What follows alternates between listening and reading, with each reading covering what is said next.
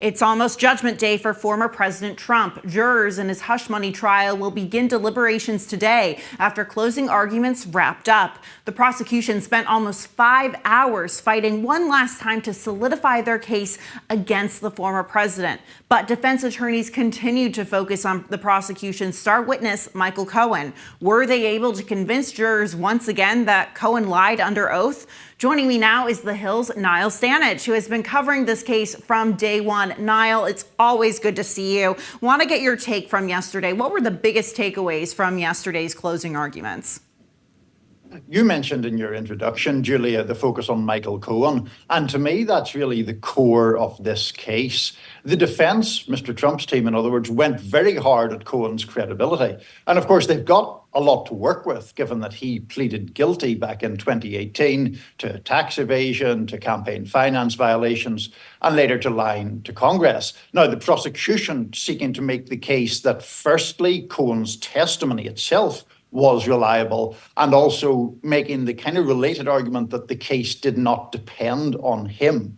I think which way the jurors go on those kind of questions or interpretations could really be the whole ballgame here. So you mentioned this, Niall. The defense seems to have focused all of its energy on discrediting Cohen, and at one point even getting him to admit to stealing money from the Trump organization. Niall, could jurors actually believe Cohen is lying, but at the same time still find Trump guilty on all counts? Yes, I think you could, because without getting too deep into the weeds of this specific case, I mean, the basic gist is, did former President Trump conceal or falsely classify reimbursements to Michael Cohen in order to silence Stormy Daniels, conceal he was silencing Stormy Daniels, and thereby affect the 2016 election outcome? You can make that case without believing everything that Michael Cohen says. The question, of course, and it's always an unpredictable question, is can you make that case beyond a reasonable doubt in the mind of 12 jurors? So now that the case is in the jury's hands, I think everyone's asking what the timeline is for today, maybe for the rest of the week, next week, and when could we see a verdict? Yeah, I mean, unfortunately, the answer to that is inherently unknown. We expect Judge Juan Merchan to deliver instructions to the jury on Wednesday. After that, it will be in the jurors' hands. That will be a long and not necessarily particularly eventful wait until they come to a decision. But we really have no indication, even from reporters in the courtroom, about, are jurors looking supportive of the prosecution case? Are they reacting? They've been they've kept their emotions very close to their chest, as they should do. And so we just don't know. You could get a very quick verdict or a very, very slow one. So, Niall, moving down to Florida, where Trump's classified documents case is set to take place, the federal judge overseeing that case rejected special counsel Jack Smith's request for a gag order and also slammed prosecutors for not following the court's rules. Niall, what did Jack Smith's team do wrong in the eyes of this judge? In the judge's opinion, they did not give Mr. Trump's team enough time to respond to this request for a gag order. Now, of course, that has irked the judge, but it's also worth noting that this judge in particular is very controversial, Judge Aileen Cannon. She was nominated by then President Trump, and she has made previous rulings that have delayed the possibility of this case coming to trial before the election. Now, of course, she would say that those decisions are legally defensible, but they have drawn quite a lot of criticism from people who fear that she's putting a thumb on the scales of justice. So has there been any movement on this case since the judge delayed the start of the trial indefinitely?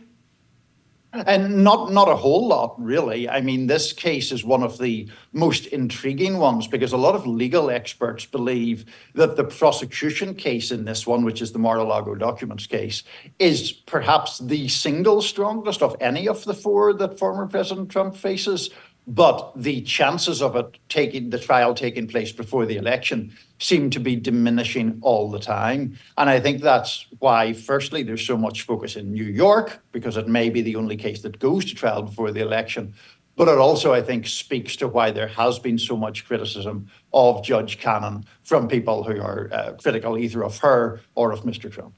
Niall, these cases are obviously very unique because it's the first time we've seen a former president or president in general face a criminal trial in the U.S., but it's also taking place during an election year when this former president is running for the presidency once again. So have these cases had any impact with Trump's standing with voters? I want to turn our attention to a new forecasting poll by Decision Desk HQ, which shows Trump has a 58% chance of winning the presidency. Are these cases bolstering his base or really having any impact in general? It doesn't seem to me that they're having any particular impact one way or another, Julia. Now, when we get a verdict in New York, maybe that might change. A guilty verdict might give some voters in the center ground pause. An acquittal would obviously put some wind in former President Trump's sails and allow him to sort of besmirch the other cases that he faces. But right now, there isn't much sign that the polls have moved one way or another. And to me, that's just indicative of the fact that opinions are so set about Trump. He has a significant body of opinion that will always remain loyal to him, it seems, regardless of what he does. And there's a significant body of opinion that will not vote for him under any conceivable circumstances, views him as a danger to American democracy.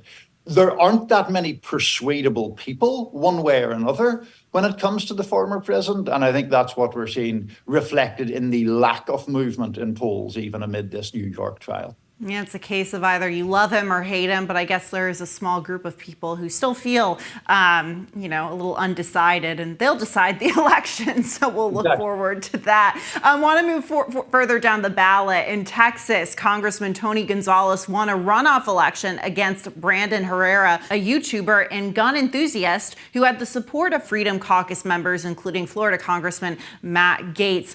Niall, did Gonzales's win essentially deal a blow to hardline conservatives who have tried to pick off moderate Republicans in these primaries? I think it did. I mean, it was clearly a victory for the more center right, if we can call it that, wing of the Republican Party against the hard right. Now, you and I both cover elections a lot, Julia. I'm always a little wary of extrapolating too much from one or two races, because clearly the Trump wing of the Republican Party has been ascendant now for several years.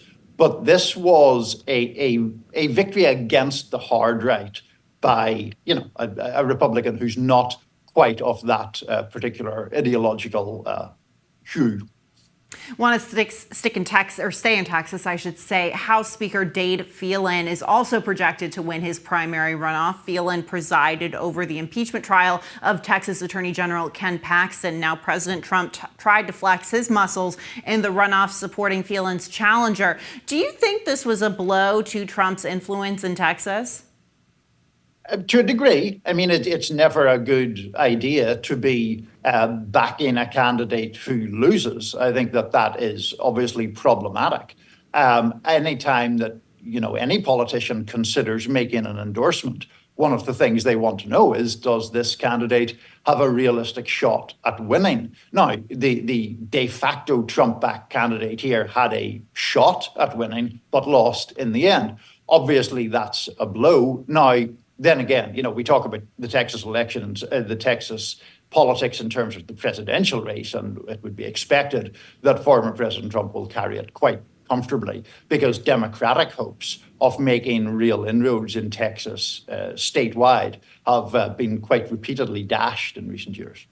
So, Niall, I know that you've been covering the U.S. reaction to the war in the Middle East, and I wanted to get your reaction, to some developments. We know that the White House reacted this week to an Israeli strike that killed dozens of Palestinians in Rafah, including many children, saying it did not cross a red line that could lead to a change in U.S. policy. Now, we know President Biden has continued to put pressure on Israeli Prime Minister Benjamin Netanyahu to prevent civilian deaths. But Niall, without additional policy changes, will Netanyahu continue to ignore Biden's warnings, even as these, quite frankly, horrific pictures are coming out of the Gaza Strip?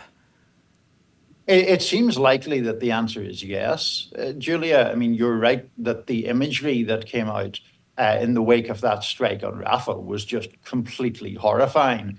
And I think we saw that in the White House briefing room on Tuesday when there was unusually, I would say, harsh questioning of John Kirby, who speaks for the National Security Council. The broader issue here, Julia, is whether those red lines actually mean anything. Obviously, the Biden administration did pause one arms shipment to Israel, but it has been at pains to point out that all the other aid has continued to go as scheduled. John Kirby did say yesterday that there would be no policy change even after the horrendous events in Rafah. So that is the position the Biden administration is sticking to. I think it's a politically perilous decision, but that's for them to make. Yeah, very interesting instance of foreign policy playing into a president's reelection bid. So we'll keep an eye on that. Niall, as always, thank you so much for joining us. Thanks, Julia. Take care. Joining me now is Scott Tranter, Director of Data Science from Decision Desk HQ. Scott, Decision Desk is rolling out a new forecasting tool this week. What can we expect to see? Yeah, we launched it this morning. It's a forecast model. We are forecasting and doing analysis on all the states for the presidential, all of the Senate races, all the House races. So there's a prediction and analysis for each and every one. If you go over to thehill.com election center, you'll be able to see it. I think the headline today is, as of today, it's a slight favorite for Donald Trump to win the presidency. It's a pretty heavy favorite for the Republicans to win the Senate and a slight favorite for the Republicans to win the House. Our model, we've been doing this since 2018. We have our code and our methodology peer reviewed by the Harvard Data Science Review. We put a lot of it out there. You know, if you want to go to sleep tonight, definitely read the methodology page. You can tinker with it. But by and large, you know, we stand by our methodology and the data inputs we put in there. It moves quite a bit based on FEC and polling data, which those are constantly updated, but it is also grounded in fundamentals. We look at voter registration at the district or the race level. We look at income. We look at ethnicity, gender, past voting patterns, new registrations. All these different demographic variables make up and determine what some of these outputs are. The other thing that, you know, we're pretty integrated is this polling average we've done with the Hill since you know, for this past cycle. That has been finely tuned. We collect all the polls. We're not picky about it. We put every poll in there, whether we think it leans Republican or Democrat. Again, we want to look at the whole field and balance it out. But by and large, you know, the way our model works is we want to take all the data out there and filter it through and make sure we get a good prediction. Scott Tranter, as always, thank you so much. That's it for today's Daily Debrief. I'm Julia Manchester. Be sure to like, share, and subscribe to The Hill's YouTube channel. And come back here soon for the intersection between politics and policy.